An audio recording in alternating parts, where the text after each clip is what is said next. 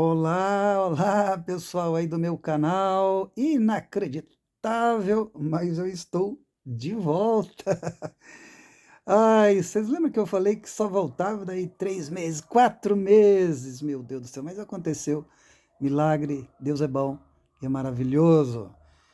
Eu tô aqui no improviso ainda, tá bom? Mas vai ser um vídeo rapidinho. Sempre que puder, eu estarei aqui de volta compartilhando alguma coisa com vocês.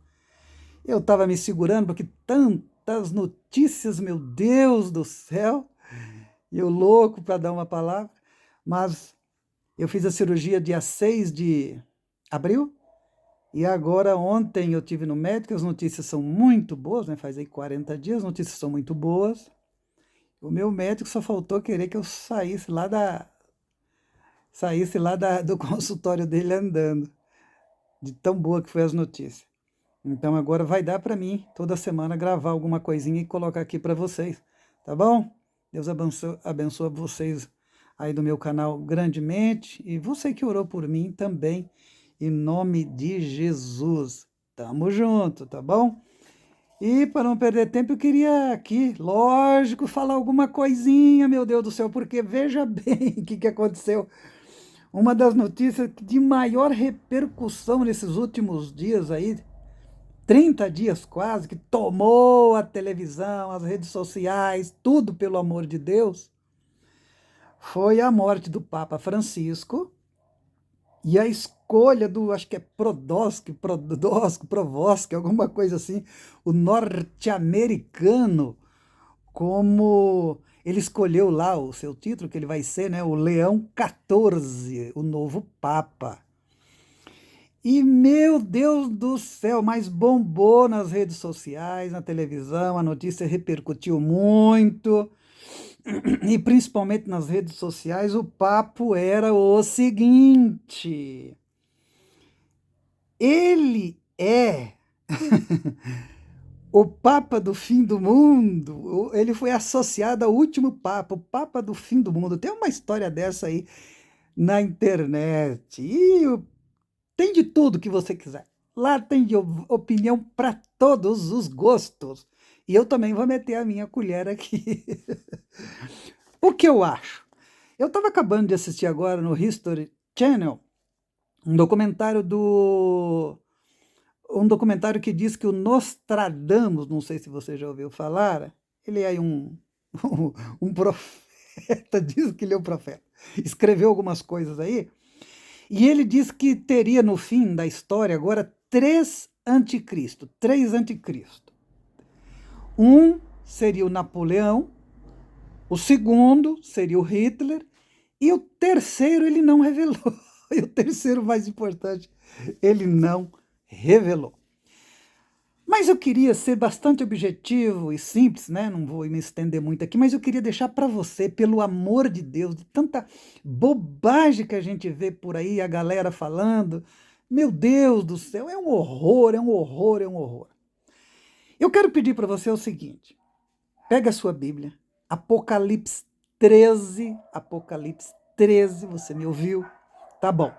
Vai lá e leia algumas vezes. E as divisões, dependendo da Bíblia que você tem, vai estar muito clara. Do verso 1 ao verso 10, nós temos a besta que saiu do mar. É o anticristo, é o líder político. A linguagem, lógico, é metafórica, né? Tudo ele é comparável com uma besta que saiu do mar e vai dando a descrição dele, que tem ligação um pouco com o livro de Daniel e tudo mais.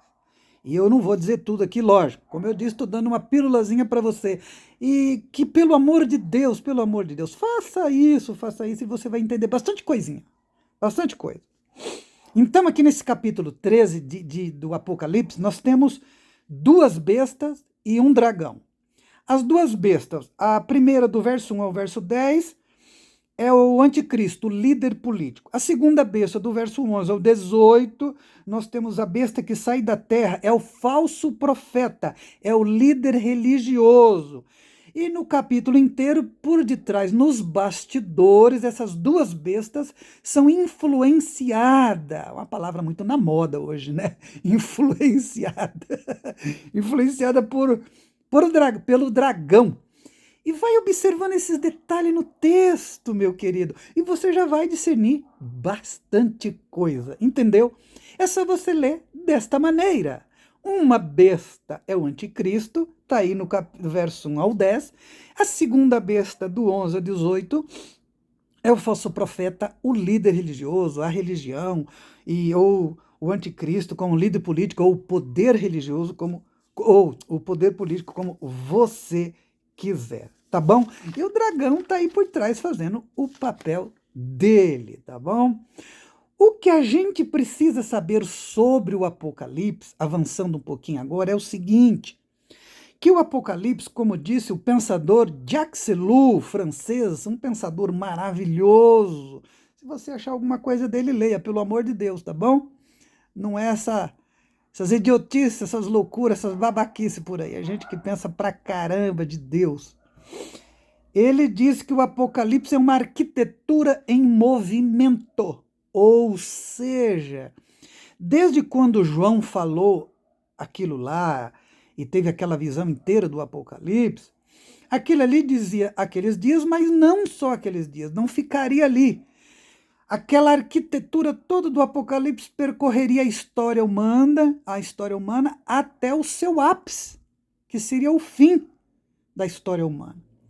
Então, ou seja, durante esses quase 2000 anos, essa arquitetura do Apocalipse, o conteúdo do que você vê ali no Apocalipse, fez parte na história humana. Ou seja, na história humana, século 1, 2, 3, 4, 15, 12, 20, nós tivemos essas bestas aí na história, de uma certa maneira, em miniatura, em várias nações do mundo, ou de maneira global, né? Como tivemos os líderes mundiais, os guerreiros, Alexandre o Grande, os Césares, e de tantos outros impérios, gente que queria tomar conta do mundo.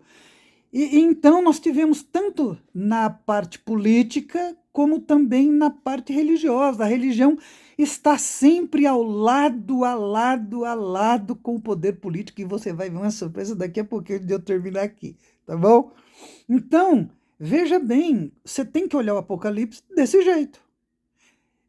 A história humana foi passando e a gente teve as bestas, a gente teve os falsos profetas, e agora aguardamos para o fim aquilo que literalmente vai se cumprir, vai dar plenitude à profecia, à visão de João no livro do Apocalipse. Sintetizando isso para você, mas de olho nesse capítulo 13, que ele é muito, muito importante agora para esse tempo que nós estamos vivendo, porque eu creio que já passou 2000 anos desde, né, da morte de Jesus na cruz do Calvário, do início da pregação do Evangelho, da profecia de João. Então é óbvio, é lógico, né, que nós somos a geração que está perto do fim, tá bom?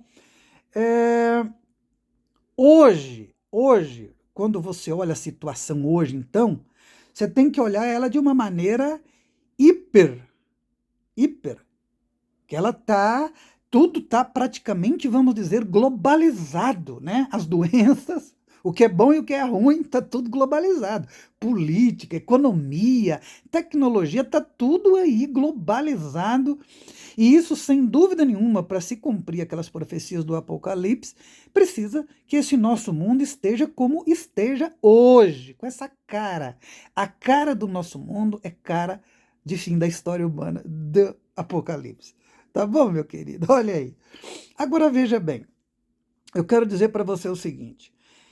Olha então, a partir das dicas que eu dei para você fazer leitura do Apocalipse, né? Lá do verso 1 ao verso 10, tendo aquela besta como anticristo, como líder político, como poder político. Olhe como está o cenário político, por exemplo, no Brasil, na América, na Europa, no mundo. Olha como estão esses líderes, as ideologias políticas, olha como estão. E do verso 11 ao 18 também, como você vai ver lá o falso profeta, o poder religioso, olha também como o poder religioso vai se comportando, vai lendo, você vai entender. Por exemplo, uma das coisas do poder religioso que o falso profeta faz descer fogo do céu, como aconteceu com Elias no Antigo Testamento, que faz imitando os profetas do Antigo Testamento, para enganar. Você está entendendo? Essa besta para enganar. Ela vai criar essa marca do 66. Então, observe isso e vai observando, fazendo as leituras, olhando para o nosso mundo de hoje. Em miniatura, olhe para a política no Brasil. Olhe o relacionamento dos evangélicos com a política. Olhe como está o poder político metido dentro da igreja, da religião. Vai fazendo essas leituras e você vai perceber como que a coisa no nível macro, global, ela vai se encaixar. Você está me entendendo? Então, meu querido, na verdade, a leitura não é nem difícil, está ficando fácil demais, porque o Apocalipse está se tornando literal. Literal, literal. E aí, para terminar já aqui, senão eu vou ficar aí a tarde inteira, as pessoas ficam falando, por exemplo, de onde vem o falso profeta, o poder religioso, o líder religioso que vai estar associado com o anticristo, o líder político. E aí, falando do Papa, né, do Leão XIV, já tem gente associando ele, que ele seria esse falso profeta. O Martinho Lutero, na Reforma Protestante, já dizia que o Papa era a besta e era esse falso profeta e tudo mais, já falava do anticristo, essas coisas todas, olha só, 400, 500 anos atrás. Então, eu não vou dizer, eu não sei. Eu não sei, eu só sei que você tem que ficar de olho no que a profecia de João diz. E principalmente quando você lê o capítulo 13, eu quero que você preste bem atenção nos relacionamentos da primeira besta, o poder político, com a segunda besta, o líder religioso. E como que ele vai se comportando. Então aí você olha para a política brasileira, o envolvimento dos líderes evangélicos, católicos, dos líderes do cristianismo, esse pacotão aí, tá bom? O cristianismo é um pacotão do pessoal da Reforma Protestante, dos católicos, do evangélico, neopentecostais, pentecostais. Isso tudo é cristianismo. Então observe esse envolvimento e leia direitinho, com calma, dá uma olhadinha nas notícias, o que está rolando, e você vai entender muita coisa, muita coisa. Por que eu digo isso? Porque as pessoas ficam pensando assim, esse falso profeta aí, esse líder religioso, tudo, essa besta, ele vai vir, você imagina que ele vai vir do hinduísmo? Lá das religiões da Índia, da China, da Ásia, da onde que você acha? Tem um texto que eu não me lembro, sei se é em 2 João capítulo 2, que fala que os anticristos lá, o João já dá, o mesmo João do Apocalipse, eu não lembro agora, mas acho que é capítulo 2, que ele já fala que os anticristos, ele coloca no plural as pessoas que são os vira-casaca, que saiu do meio do povo de Deus. Gente, tá fácil, hein? Tá ficando fácil, tá bom? Então, preste atenção nessa relação do Apocalipse 13, do anticristo, a primeira besta com a segunda besta, o falso profeta, como que é, e as influências nos bastidores, como que Satanás vai, inclusive influenciando, dando poder para um, para outro, e tramando tudo isso, tá bom? Era isso que eu queria nesse papozinho aqui rápido com você, e eu volto aí cada semana, que eu já estou, graças a Deus, bem, né? Vai ser no improviso, e assim que eu tiver bom, 100% com o pé no chão, eu estarei lá. E eu tenho projetos maravilhosos, como eu disse, tá bom?